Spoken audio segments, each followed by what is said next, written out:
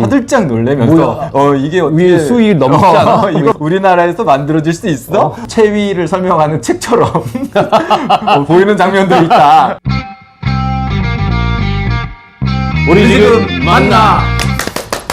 반갑습니다. 반갑습니다. 오랜만에 진짜 반갑습니다. 우리 감독님의 본인 소개, 작품 소개, 네. 여태까지 어떤 영화를 하셨는지 소개를 부탁드리겠습니다. 안녕하세요, 장철수입니다. 저는 그 김봉남 살인 사건의 전말로 데뷔했고 은밀하게 위대하게라는 작품으로 이제 두 번째 작품 찍고 9년 만에 세 번째 작품 인민을 위해 복무하라를 들고 왔는데요. 10년을 안 넘긴 걸 너무 다행으로 생각하고 어쨌든 뭐 새 작품 하면서 작품성 그 예술성에 좀 더 치중한 작품도 있었고 상업성, 대중성에 치중한 작품도 있었고 사실 이번에는 이제 그런 것들이 다 섞여 있는 작품이라고 생각해서 오래전부터 준비했는데 이 작품 특성상 뭐 노출에 관련된 부분도 어려움이 있었고 하다 보니까 시간이 굉장히 오래 걸린 것 같아요. 그래서 우리 장 감독님이 작품 세계의 데뷔작을 딱 봤을 때 어떤 느낌이었냐면 야 이분 진짜 끝까지 가시는데? 이런 느낌을 받아서 저는 사실 김봉남 살인 사건의 전말을 대단히 재밌게 봤고 박수치며 봤어요. 그 다음에는 너무나 큰 상업 영화에 성공을 하셨고 700만이 넘는 관객들이 들어왔고 이 영화가 지금 오늘 좀 중요한 날인 게 뭐냐면 IP 플랫폼에 개봉하는 날이기도 합니다. 집에 있는 텔레비전 모든 것에서 네이버 다음 뭐 기타 등등해서 우리 장 감독님 응원하시고 싶은 분들 다른 얘기 필요할 거 없이 직접 다운로드 하시면 됩니다. 네, 극장에서도 하고 있고 편하신 대로 이렇게 보실 수 있는 날이 됐네요. 그렇죠? 영화관에서 보기가 너무 어려워진 상황이 되었기 때문에 집에서 편안하게 아내와 함께 이 영화를 같이 보면 재밌겠다라는 생각이 듭니다. 맞아요. 이제 멜로에 굉장히 치중한 영화거든요. 뭐 새끼 분위기도 많이 내고 하긴 했는데 사실은 그런 스릴의 어떤 분위기보다는 옛날에 장자크 아노 감독의 연인 오히려 그런 쪽으로 더 비슷하다면 비슷할 수 있는 그런 풍으로 만들었고 근데 특이하게 저희는 어떤 특정 국가라기보다는 가상의 국가를 설정해요. 이 부분 되게 중요한 거죠. 네, 그래서 지금까지 시도하지 않았던 부분들까지도 이렇게 좀 재미 요소로 보일 수 있지 않나 그런 생각이 들고 약간 블랙 코미디 요소들도 많이 넣었어요. 네, 의도적으로 넣은 거니까 왜 이렇게 진지하기만 한 영화에서 이렇게 웃음 코드를 넣었을까라고 느끼실 수도 있는데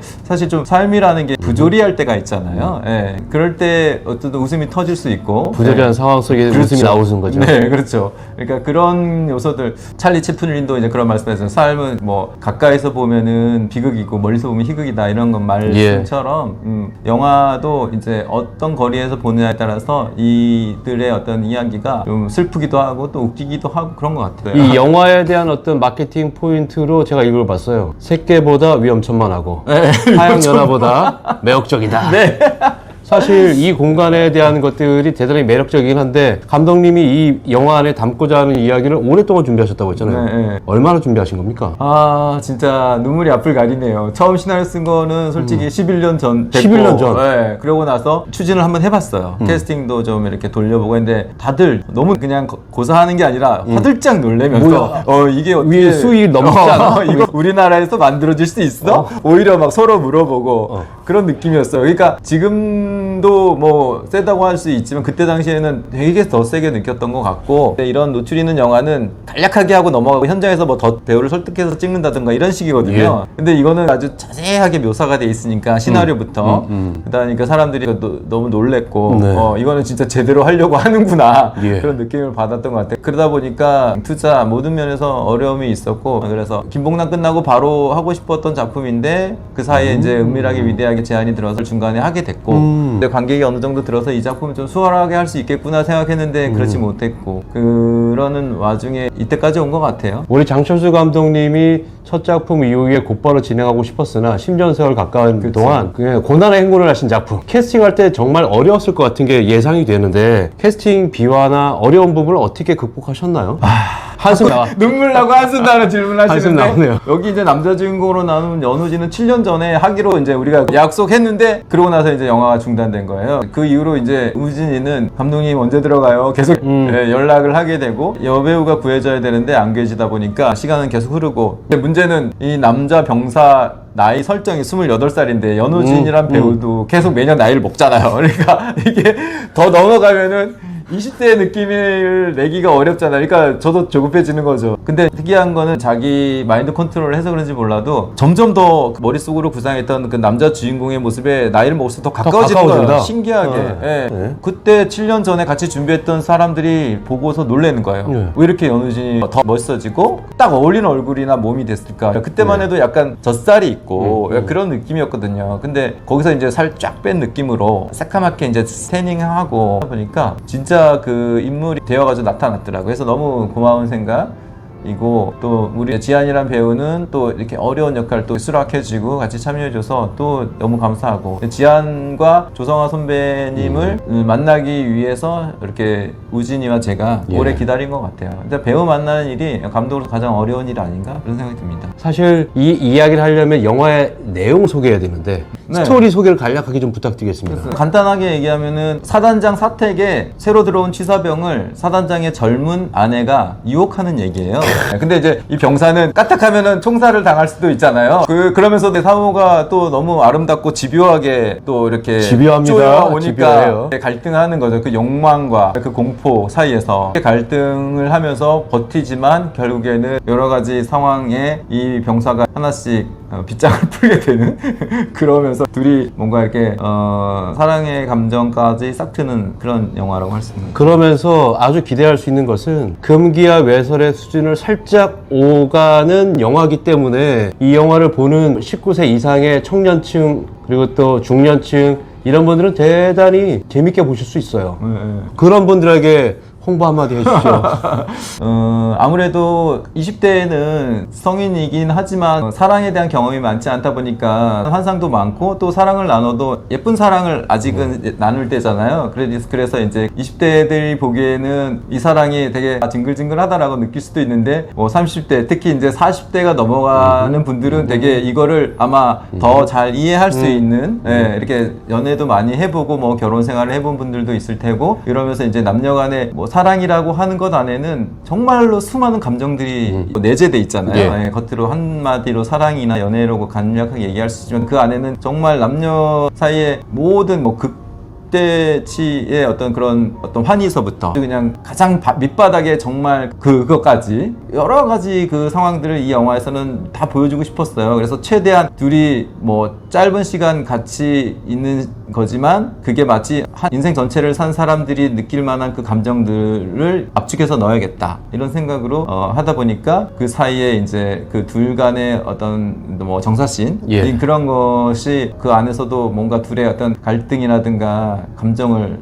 녹여야 됐기 때문에 아마 좀 불편하게 느낄 정도로 이렇게 노골적일 때도 있고, 또 어떤 분들은 이게 무슨 체위를 설명하는 책처럼 보이는 장면도 있다. 그렇게 뭔가 다양하게 그런 식으로 얘기하는 분들도 있더라고요. 그만큼 그러니까 기존의 영화에서 보여주던 배드씬 그런 것하고는 약간 결이 다른 것 같아요. 이게 영화로 표현되기가 사실 너무 어려운 부분이 있는데 이 영화는 중국 작가가 쓴 원작을 기본으로 하시고 특히 북한으로 추정되는 공간 근데 그런 것들이 뭔가 바뀌어 있잖아요.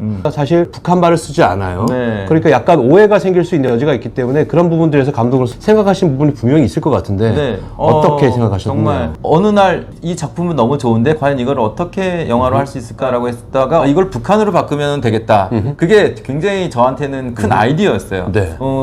북한으로 바꾸는 순간 다 말이 되는 거예요. 그 목숨을 걸고 그 상태까지 간다. 그렇죠. 그리고 예를 들어서 이 원작을 만약에 뭐 다른 나라에서 만든다 하면은 사회주의 국가에서는 이 영화를 못 만들죠. 그렇죠. 사회주의랑 같은 언어를 쓰는 어떤 나라에서 이거를 만들어야 되는데 그거는 또 남한밖에 없더라고요. 그래서 이건 우리나라에서 만들 수 있겠구나. 그래서 잘 됐다. 이제 북한으로 막 처음에 생각했는데 왜 이걸 북한으로 하느냐. 그냥 남한은 70년대로 하면 되지 않냐. 이런 얘기를 많이 들었어요. 아무리 생각해도 남한은 보다 북한이 훨씬 무서울 것 같은 거예요. 같은 상황이. 남한에서도 뭐 사단장의 부인과 이제 놀아난다면 큰 일을 당할 수 있지만 즉각 총살 이런 거는 우리나라에서는 상상하기 힘들잖아요. 그래가지고 저는 북한을 설정을 해야지만 이 무서운 상황이 특별한 설명 없이도 될 것 같다고 해서 북한으로 하려고 했으나 이제 또 멜로를 살려야 되는데 멜로를 북한 사투리로 했을 경우에는 거리감이 생길 수 있을 것 같은 거예요. 관객들이 북한 특유의 그 사투리에 대해서는 우리랑 다르다는 어떤 이질감을 느끼잖아요. 그래서 뭐 코믹이나 스릴러 같은 거는 북한 사투리를 써도 우리가 잘 감정이입이 되는데 멜로만큼은 안 될 것 같은 거예요. 네. 그래가지고 아 이게 사투리를 안 쓰고 어떤 사회주의 체제를 보여주려고 하면은 어떤 가상의 국가 느낌으로 했을 때는 또 말이 되겠다. 예. 또 도전이고 모험이었죠. 참고로 저는 이 영화를 미리 봤는데 저희 아내랑 아주 재밌게 봤어요. 아마 분명히 IPTV에 오픈하면 집사람과 분명히 구매해서 볼 예정이고요. 마지막으로 인민을 위해 복무하라. 하나, 둘, 셋. 인민을 위해 복무하라. 하이파이브 한번 가겠습니다. 감사합니다. 사단장 동지와 사단장 동지 가정을 위해 봉사하는 것이 바로 인민을 위해 복무하는 것임을 명심해야 합니다. 앞으로 이 팻말이 원래 있던 자리에서 벗어났거든. 내가 볼 일 있어서 찾는다는 뜻이니 위층으로 올라오도록 해. 지금 위층으로 올라가는 것은 혁명의 쇠사슬 가운데 고리 하나가 위층에 있기 때문이다.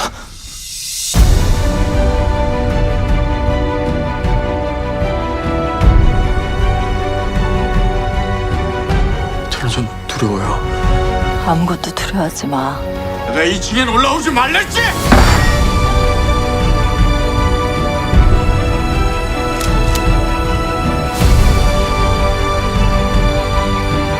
항상 마음속 깊이 누님을 간직할 겁니다. 나를 평생 잊지 못하고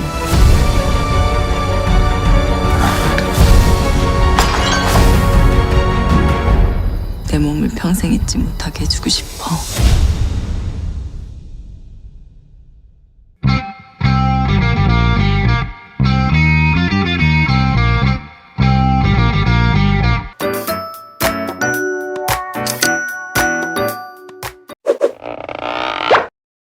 뭐야 또?